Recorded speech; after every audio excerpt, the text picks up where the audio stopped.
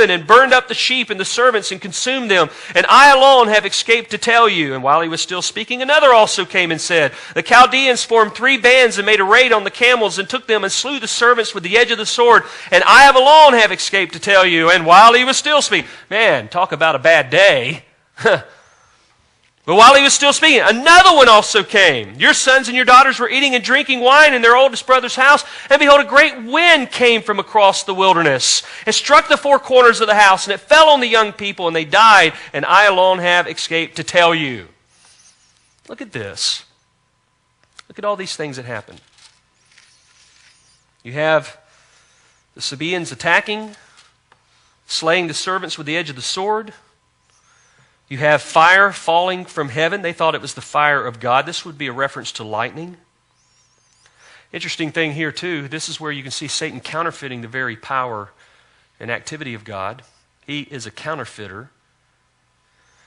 And of course, while he is still speaking, another comes. Chaldeans formed 3 bands. They made raids on the camel. They took everything he had. And then, of course, the last was on his family. Verse 19, a great wind, that would be a tornado. It does make you ask some questions about the modern things that you see, tornadoes, lightning. Now, how would you have responded to all this? How would you respond if you lost everything? Everything. You say, well, it would hurt to lose my home. It would hurt to lose my possessions. But those things can be replaced. But it's more when it's your family. When your family dies. All of them. At one time. It's hard to deal with one. But more than one? Told us in the first part of the chapter, he had 7 sons and 3 daughters. 7 sons and 3 daughters. And a great wind came from across the wilderness, struck the 4 corners of the house. It fell on the young people, and they died. 7 sons and 3 daughters. I don't know about you, but I can relate to things that Jared and Sheena have been experiencing. And maybe God has allowed us to experience some things, maybe for that whole purpose. Or what Richard and Emily experienced. I'd never in my life, in all my years of ministry, stood next to a father and a husband clutching his dead daughter. Never. And you ask questions, why does God allow stuff like this in our life? Why does God allow this? I mean, it's obvious from the text, he allowed this. It says it, that he allowed it. But how would you respond if it happened to you? If you lost everything, and it's just you and your wife. And then your wife, she doesn't have something good to say. In chapter 2 and verse 9, it says, do you still hold fast your integrity? Curse God and die. She's so discouraged to the point to where she's like, why do you serve him? Look what all he's done to you. Now, understand this. When we're going through stuff like this, we don't know that God has allowed Satan to do this. We just know that this is happening. And sometimes we immediately just blame God. God's doing this. Surely God allowed it, right? But Job's response in both of these situations,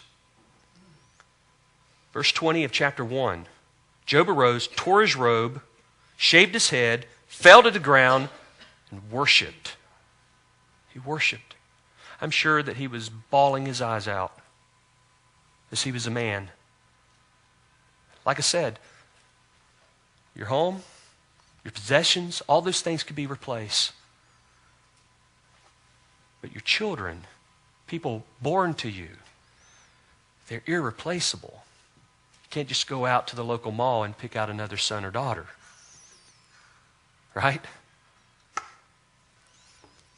And look at what he said, verse 21. Naked I came from my mother's womb, naked I shall return there. The Lord gave and the Lord has taken away. Blessed be the name of the Lord. I could hear him now singing that hymn. Blessed be the name Blessed be the name. Blessed be the name of the Lord. Can you sing that in your trials?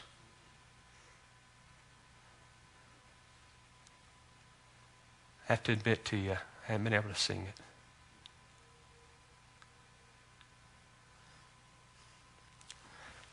And yet there are some days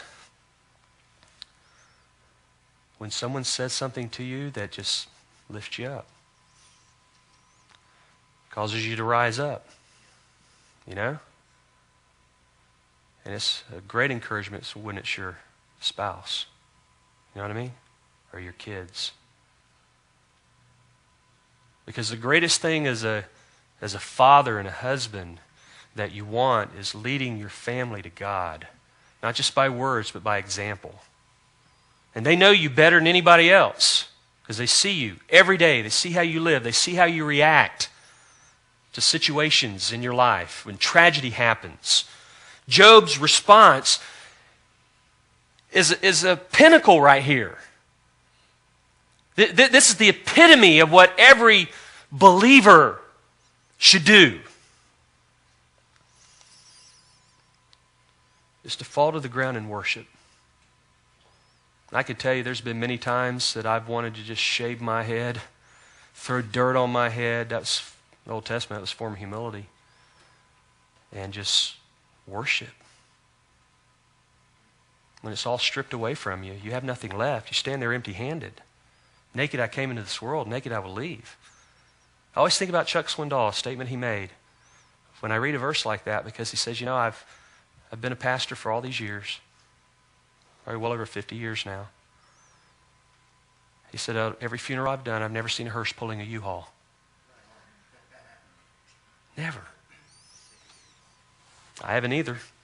Done a lot of funerals in my past. But naked I came from my mother's womb, naked I shall return.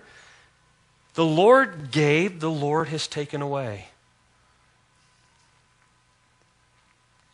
Sometimes when we get criticism, we don't always respond correctly. Sometimes we speak up or write something and we shoot it out and we regret it after it's said and done, right? And I remember hearing something that John MacArthur said one time when someone said something to him face to face, was not encouragement, very discouraging. And all he said was, "Thank you. And will you pray for me?" Thank you, and will you pray for me? I thought, well, that's John MacArthur, you know. I'm Steve Herford. I took that advice the other day. Look at chapter 2. Again, there was another day when the sons of God came to present themselves before the Lord. Satan also came among them to present himself before the Lord. The Lord said to Satan, "Where have you come from?" And then Satan answered the Lord and said, "From roaming about the earth and walking around on it." And then the Lord said to Satan, "Have you considered my servant Job? There is no one like him on the earth, a blameless and upright man, fearing God, turning away from evil, and he still holds fast his integrity, although you incited me against him to ruin him without cause." I read one of the titles earlier. Satan is an accuser of the brethren. He accuses us night and day. Wonderful thing about 1 John chapter 2, verse 1, it talks about if we sin, we have an advocate with the Father, Jesus Christ the righteous, who is the propitiation for our sins, and not for ours only, but also for the whole world. We read right there that He is our advocate. He is our lawyer in defense. We have a defense lawyer.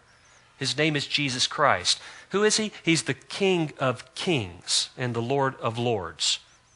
And if He says you're innocent, or if He says guilty, but I have paid for His punishment, He is therefore a free man, a free woman, and nobody can override that, right?